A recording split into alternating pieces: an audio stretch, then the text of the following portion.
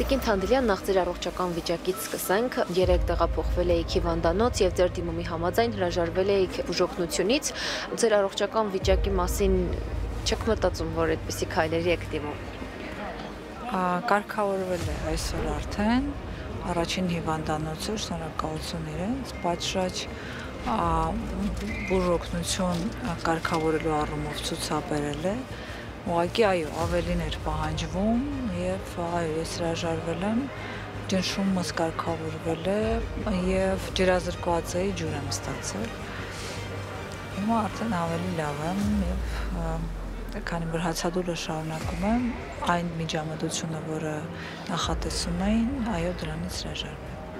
Հացադուլը շարունակվում է նաև Բաքվում և այսօր արդեն 17-րդ օրն է, ինչ Ռուբեն Վարդանյանը հացադուլ է հայտարարել Բաքվում, 3 նրանից հյուծված կադրեր տեսանք։ Ձեր առողջության վրա հիմնվելով, ինչպես կարող ենք ենթադրել արդեն 17 օր շարունակվող Ռուբեն Վարդանյանի վիճակի մասին։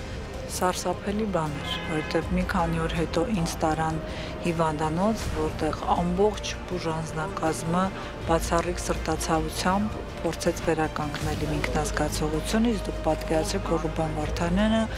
գտնում է ադրբեջանցի բժիշկների հսկողության տակ, միգուցե երբեմն Կարմիր խաչը, որին արդեն վռնդում են, ու պատկերացրեք նրա պահման պայմանները։ Եվ անխոս է, որ ամեն օրը մահացու է նրա համար, և սա է պատճառը, որ ես այս խնդրանքով դիմում եմ իրեն, որովհետև ես չեմ ուզում ադրբեջանական բանտում այդպիսի բարձրակարգ հայորդու առողջություն վնասվի և դառնա անդառնալի, ամեն օր նրա համար մահացու է հացադուլը։ Եվ այո, այդ 17-րդ օրն է, և սա նշանակում է, որ կսկսվեն պրոցեսներ, որոնք հետադարձ այլևս չունեն, ու ես ուզում եմ, որ նա իմանա և մենք բոլորս, որ հայ ժողովուրդը իր կարիքն ունի դիմանա ողջ առողջ ֆիզիկապես, այն որ նա հոգեպես ու բարոյապես բոլորից ամուր է, կասկած չունեմ, բայց նաև նա մեզ պետք է առողջ, վերականգնված առողջությամբ և երբ որ հացադուլը շարունակվում է, կրկնում եմ, սա իր համար կարող է ճակատագրական լինել ու մեր խնդրանքը զուտ ուղղված է իրեն։ Կապ էլ չունի, ինքը կլսի դա, կանի դրանից հետո ամենևին, բայց նա պիտի իմանա, որ այդ խնդրանքով մտահոգ մարդիկ կան։ Եվ ես նաև շնորհակալ եմ բոլոր այն օգտատերերին, նաև սոցիալական ցանցերում, ովքեր սկսեցին խնդրանքով իրեն դիմել, որովհետև այս հացադուլը իմ մասին չէ, սա հայ ազգի խնդրանքը պիտի լինի Ռուբենին, որ պահպանի իր առողջությունը, որը մեզ բոլորիս համար այդքան թանկ է։ Ռազմաքաղաքական ղեկավարների պահման պայմանների առողջական վիճակի մասին տեղեկանում էին Կարմիր խաչի միջազգային կոմիտեի այցերից, որը Բաքուն այնտեղ փորձում է փակել։ Ինչ եք կարծում վերջնական հաստատումից հետո Հայաստանն ինչպես պետք է իր գերիների մասին տեղեկություններ իմանա, և արդյոք այս քայլն արվում է, որպեսզի այդ կապը թե ընտանիքների հետ, թե Հայաստանի իշխանության և հայ ժողովրդի հետ կապը վերջնականապես խզվի և մարդիկ մտածեն, որ նրանց վերադարձն այլևս անհնար է։ Ակնհայտ է, որ դա ևս մեկ պատժամիջոց է, որ Բաքուն կիրառում է հայ գերիների նկատմամբ, և դա է պատճառը, որ նա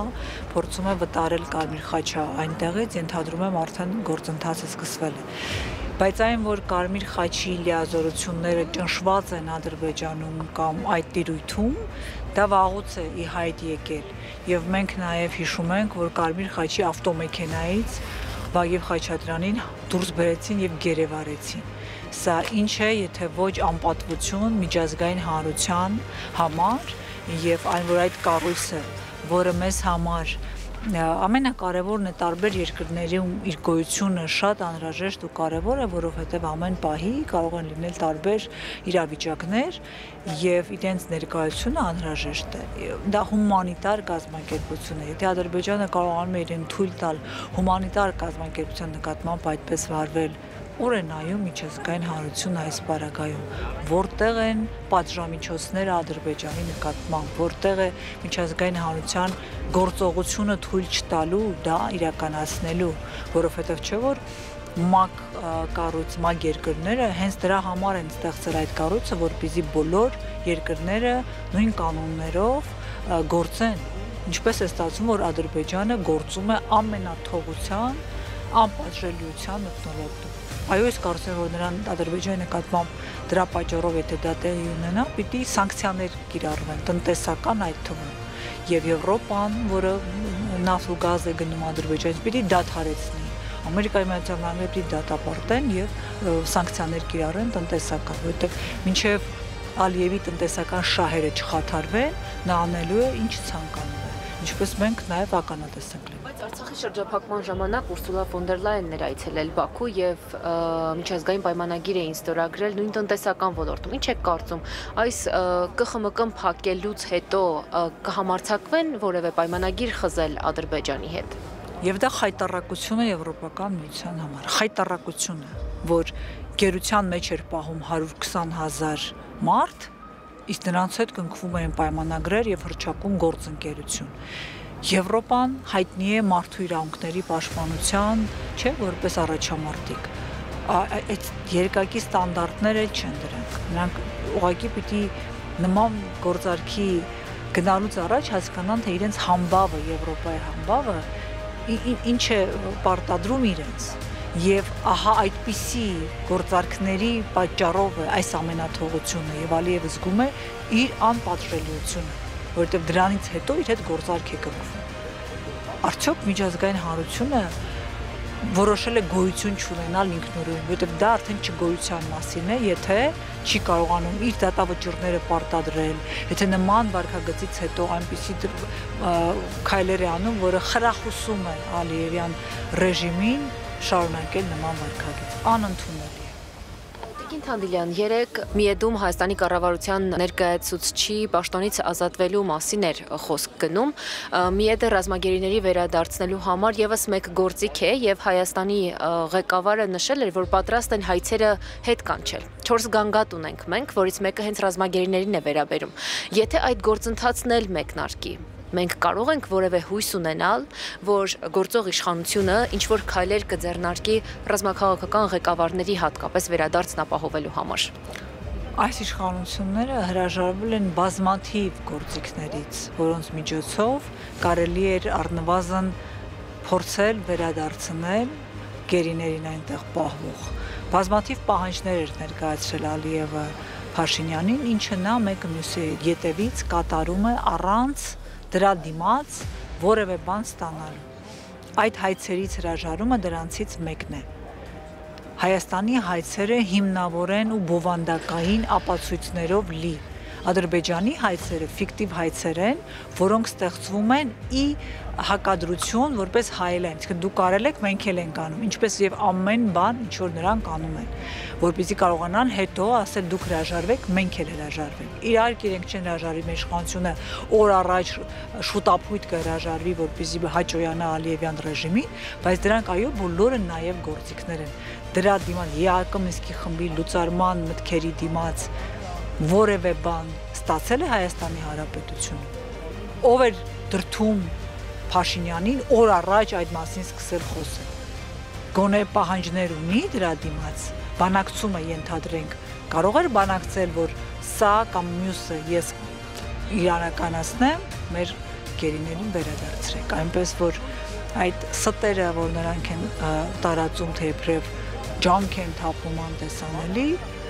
կներեք, բայց արդեն պիտի ինքդ քեզ հիմարի տեղ դնես, որպեսզի այդ ստերին հավատաս։ Եվ օրերս այստեղ մեր հարցազրույցներից մեկում Արցախի առաջին ազգային ժողովի առաջին գումարման պատգամավորներից մեկը նշեց, որ գործող իշխանությունը գործուն քայլեր չի կատարում, որովհետև վախենում է այդ ռազմաքաղաքական ղեկավարների Հայաստան վերադարձն ապահովելուց։ Ինչու է վախենում Փաշինյանը եւ դուք համակարծիք եք այդ պատգամավորի հետ։ Կիսում եմ տեսակետը եւ ես կարծում եմ, որ յուրաքանչյուր հայրենասեր մարդ այսօրվա իշխանությունների համար վտանգ է, իսկ այդ մարդիկ հայրենասերներ են։ Եվ վերջին հարցը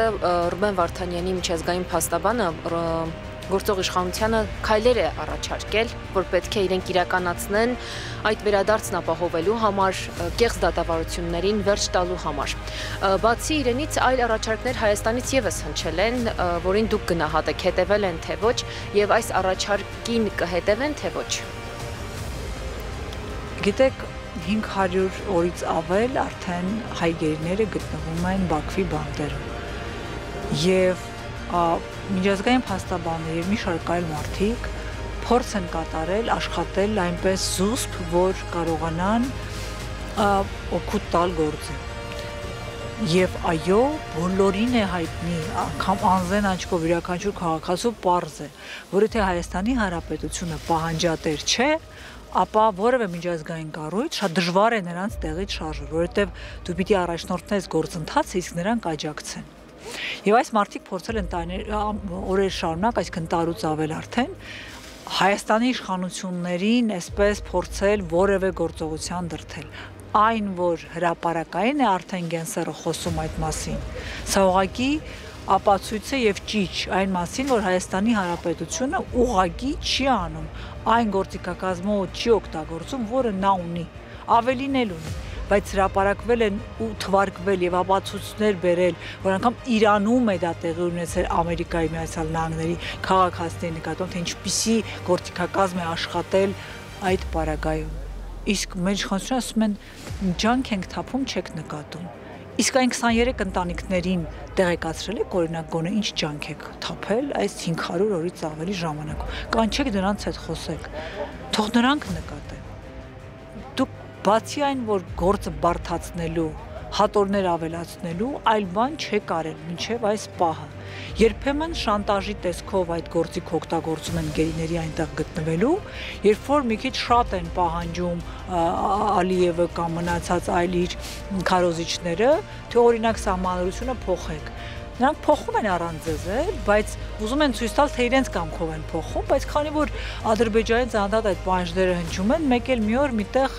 հիշում են, որ գերիներ ունենք, դե ձեզ մոտ էլ գերիներ կան, այսպիսի վարքագծով, իսկ շանտաժի գործիք, մեզ մի ասեք անդադ սահմանադրություն փոխենք, որովհետև ժողովուրդը դժգոհ է, հասկանում է, որ Ալիևի պահանջն է կատարվում։ Եվ երբ որ պետք է իրենց այդ գործիքը նրանք դարձրել են գերիների այնտեղ գտնվելը եւ այդ մասին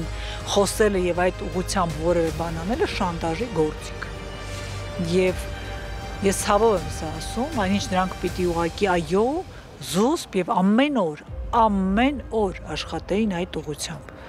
Չէ, ակնհայտ է բոլորի համար, որ նրանք ոչինչ չեն արել, բացի այն, որ հրապարակային իրենց հայտարարություններով վնաս են տվել այնտեղ գտնվող գերիներին,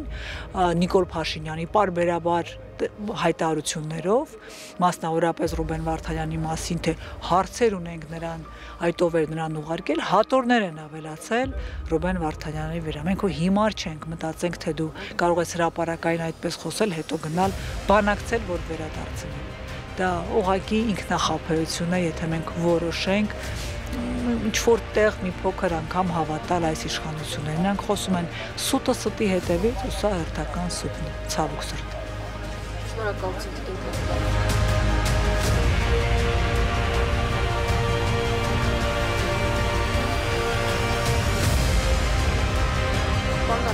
Երեկ տեղի է ունեցել դատավարությունը Բաքվում Ռուբեն Վարդանյանի, տարածվել են մի շարք նկարներ, որտեղ նա բավական հյուծված տեսք է ունեցել եւ կարծես հայտարարված 6 կիլոգրամից ավելի քաշ է նա կորցրել։ Նախ ուզում եմ հասկանալ, դուք միջազգային փաստաբանի հետ որևէ կապ հաստատել եք, լրացուցիչ տեղեկություններ ունեք նրա առողջական վիճակի մասին, բացի ադրբեջանական պետական լրատվամիջոցների տեղեկություններից։ Այս բանին ուղղակի առկա է տեղեկություն, որ հացադուլը շարունակում է պարոն Վարդանյանը, դատական նիստերը դե փակ են անցնում ու դատական նիստերի վերաբերյալ տեղեկությունը միայն այնուհետև պաշտոնապես ստանում ենք ստիպված ադրբեջանական լրահոսով, այո, ինչպես արդեն երկրորդ դատական նիստն է անցնում պարոն Վարդանի հացադուլի շրջանակներում, ակնհայտ է առողջական վիճակի վատ թարացումը, որը միջև այս հացադուլն է այս 1.5 տարվա ընթացքում